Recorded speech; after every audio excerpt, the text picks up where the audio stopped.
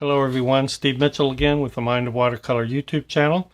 In this video we're going to talk a little bit about activation and get into that a little more detail and talk about the different ways in which you can activate watercolor pencil and different situations in which you might want to activate them differently. So let's get to it. So when you activate watercolor pencil, you're going to want to think about the finished product. What it is you're trying to draw or paint. And the great thing about watercolor pencil is it will do either. It's a drawing medium or painting medium or a combination of both. That's what makes it so great. So when you activate, let's say you're sketching. I'm just going to make kind of a cartoony bird here just to illustrate my point. Watercolor pencil is a great sketchbook tool. If you're using it to sketch, you don't have to do anything more than draw or sketch.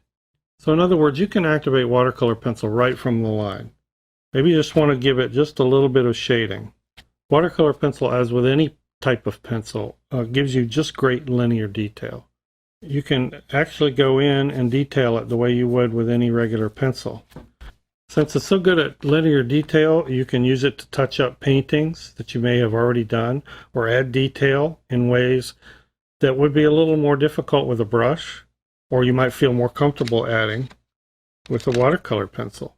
So maybe I just want to add a little bit of tree branch detail back here in the back, and maybe at the same time I want to add a little tone, because I want the contrast down there at the bottom to be a little bit darker.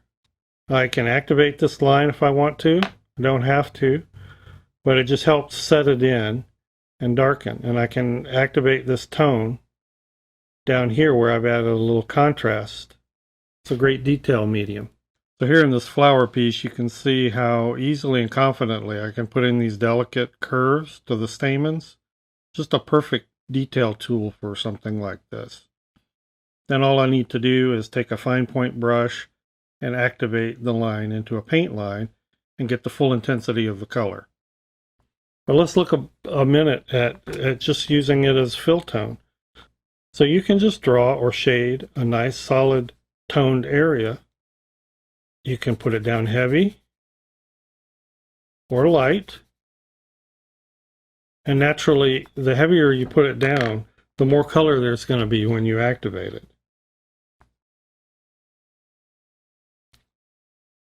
And I'm choosing to activate these toned areas completely, where almost no texture from the pencil is left. It's all turned into paint.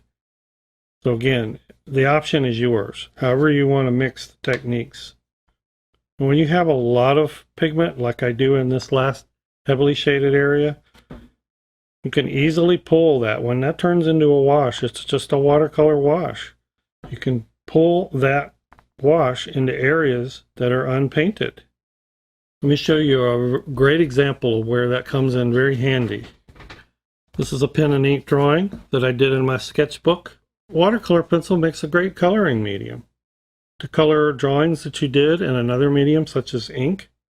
So maybe what you want to do is shade with these.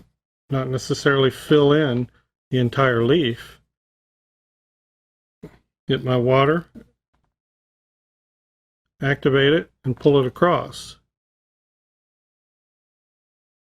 And I get sort of a graduated color.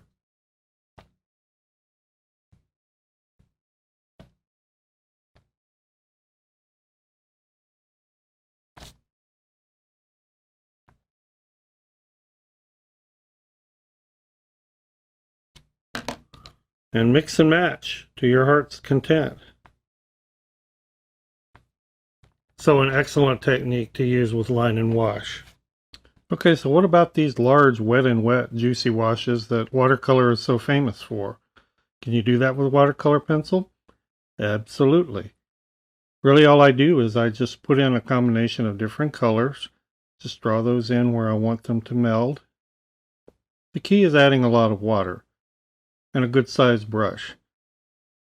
So here I'm just adding a good bit of water, letting all that paint pool and mingle together and flow, and I have a nice juicy wet and wet background wash. So let's quickly look at two more ways which you can apply color. That's what I call paletting. And paletting is just drawing your color down on another surface. Now you can use a scrap piece of watercolor paper or whatever paper you're using. So for example, I make color onto this piece of watercolor paper. Then I use that paper as my palette. Activate that, and while that's still wet, I'm using that as I would regular paint.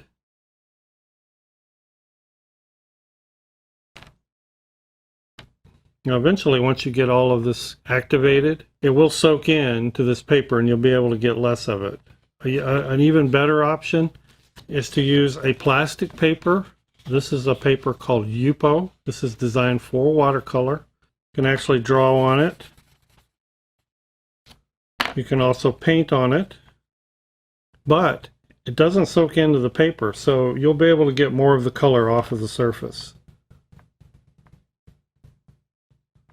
So I'm still paletting the color and then adding it to my drawing or my painting, the same as I would regular watercolor off of a palette. Now yet another way of applying color.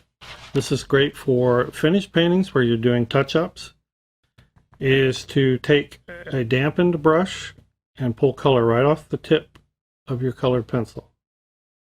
This is a great way of just whipping out some color without bothering to get out all your palettes and everything, and just adding color in places.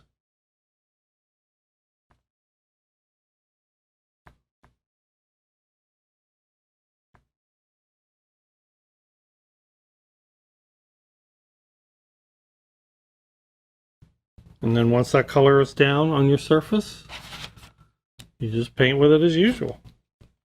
All right, let's also talk about, just for a second, about the amount of water. And we'll get into this a little more when we talk about some blending. I've already sort of touched on it with these, that you can vary the amount of water. But let me just go into that detail a little bit more. So let me lay down a heavy application of this color in two spots so I can compare for you. Now I'm going to get a little bit of paint. Normally I would just be showing you this with clear water, but you can't see clear water. So just to demonstrate how much color I have in my brush, a normal wash is a wet wash like this. And again, just imagine that this is clear water. And it'll kind of flow and it sits on top of the paper till it absorbs in. But you can also apply watercolor or even just water, what I call a dry brush. It's not completely dry, obviously, but there's so little moisture on your brush that it's just barely pulling anything off. So imagine that that is water, clean, clear water. And that's what you would be doing. That's the difference in the two techniques. So a wetter wash like this is going to get you a big pool of color. And you have a nice wet little wash of color. The pencil marks are almost completely gone. Now I can clean out my brush, dry it out to where it's almost dry but just barely damp, and even the slightest amount of moisture on your brush will activate watercolor pencil. So now you can do a dry brush activation. Let's look at the difference. It really just blends what's there. It doesn't change it much. Gets rid of some of the pencil strokes, but it just turns into a blend. If you've ever used wax-based or oil-based colored pencils and used thinner, it's the same sort of thing. You're just using a little bit of moisture to blend the pencil. This is helpful when you're blending two colors. And we'll do another example of this in the next video where we talk about blending.